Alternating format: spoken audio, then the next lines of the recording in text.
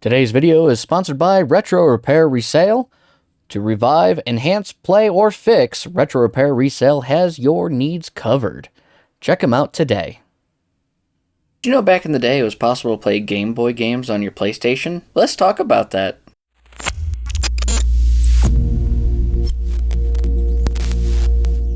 Hello and welcome to Modern Broadcast. In today's episode, I have a bit of an interesting video for you today, as I had just learned about a little accessory that was available in the 90s to play Game Boy games on your Sony PlayStation 1. So here we have the first iteration of the Sony PlayStation.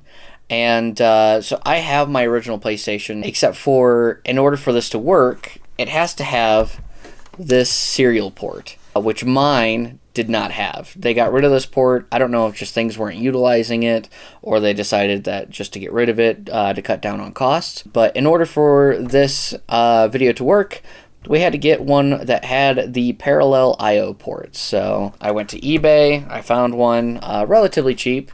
I got this one here for about $30, and it came with the power cable. I don't know if it works. They said that it powered on, but they didn't have the AV videos to see. So we're all going to be doing a little exploring today. When I heard about this, that there was this little device, it's an obscure device, and that is called the Super GB Booster. So here it is here, and I mean, this thing is incredibly light, very cheap, plasticky. I don't exactly know what to expect from this. But as soon as I heard about this, I knew that I had to grab one. We had to do a video on it. This is just going to be kind of a fun retro video, and we'll just see what happens. So it looks like here it plugs in the front to that parallel I/O port, and then our Game Boy game will plug in right up the top here. I don't know too much else about it, other than it allows you to play Game Boy games, and I guess let's go ahead and just get started. You know, for being an aftermarket, you could tell there's a color difference, and I don't know if that's just due to like the sun and like aging, but it's not that bad. It's not like this isn't like bright yellow or orange or some weird color compared to the PlayStation. It's actually not that bad. So taking a look at our PlayStation here, line up our pins, and it just pushes in just like that, and so it kind of just sits a little bit above it, and our game will plug in the top right there. Let me go ahead and I'm going to grab a Pokemon game, and then we'll hook it up and see how it works. It's a little wonky looking, but it was the 90s. It made sense. It's what you had to do. I don't know if we need a disc. It didn't come with one. It was literally just like a little brown box that had the device in it. I think it was aftermarket. I don't even think it was the original packaging. So we're just going to have to play around with it and see what we can get to work. Let's go ahead and plug this in. All right, now we got it hooked up to our capture card here. We're going to go ahead and power on the PlayStation Innovation Super GB Booster. Okay, so... Oh, that's interesting. Okay, so it's kind of treating it like a Super Nintendo with the Super Game Boy, because we got the border around it, and I mean the game's playing, but there is no audio. At least there's none showing up here. I see the bar moving as if there's audio, so I don't know what sound is actually happening, but I don't hear anything. So I'm gonna have to listen to the recording and see if there's anything there. Let's go ahead and push start. But yeah, I mean this is working. We're playing Pokemon. I'm curious to see if it's full speed or if we have some sort of like frame skip on or something. It's a bit rough, but that could just be the capture brick that I'm using to convert it to HDMI. So I'm gonna give that a pass. And the way this is by default is circle is A and X is B. Oh yeah, we definitely have frame skip on because we are flying. Oh my goodness. Select work. Do any of the other buttons do anything?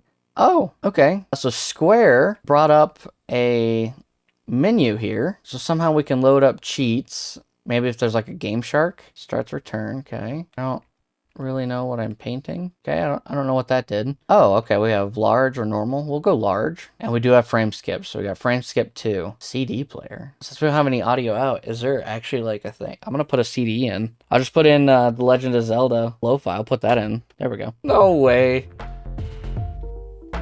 Okay, so we have music. It plays the CD, so we don't have game music or any game sound, but we have Instead, we can put CDs in and play that. If we go back to the game, now the game is really big.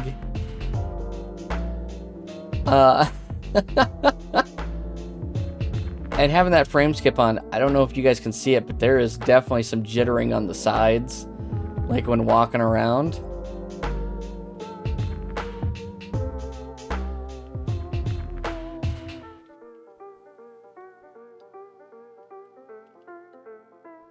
Huh, okay, let's see. Can we fix that?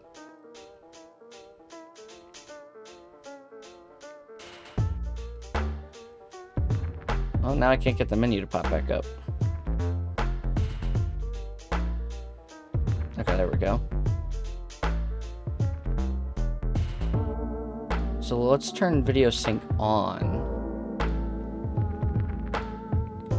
Let's see if that fixes it. Yeah, a little bit. We're still definitely playing in like a fast forward mode with how fast it's kind of just cycling through. And that's due to that frame skip, but I mean, this is definitely playable. And back in the 90s, I mean, the PlayStation 1 came out in 1995. I'm not sure when the Super GB booster came out, but this would have been mind-blowing at the time to be able to play your handheld games on a TV with a non-Nintendo product.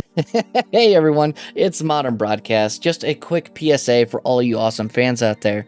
Over the past few months, I've been working diligently on some zines. They're like magazines, but you take out the mag. And I'm thrilled to let you know that I have no intention of stopping anytime soon. I've partnered with Level 7 Games for physical distribution right here in Denver, Colorado. These zines feature indie games and indie developers showcasing all their hard work and passion projects. If you're an indie dev or studio and want to get some spotlight, reach out and you just might get featured in the next Modern Broadcast issue. Are you excited yet? Well, get this. Volumes 1, 2, and 3 of the zines are listed on my Ko-fi page and are absolutely free. I'm sorry? That's right, absolutely free. Just click the link or scan the QR code to get your copies today. Just like any good infomercial, but wait, there's more. I've also revamped my Ko-fi page to include paid subscriptions. Become a Modern Broadcast member today for exclusive shoutouts, and who knows, you maybe even get your hands on some exclusive Modern Broadcast merch. Alright, that's it for now. Back to your regularly scheduled programming. Keep gaming and stay awesome. Thanks so much for watching. If you enjoyed this video, please consider leaving a like and subscribe. What are your thoughts on this third-party product?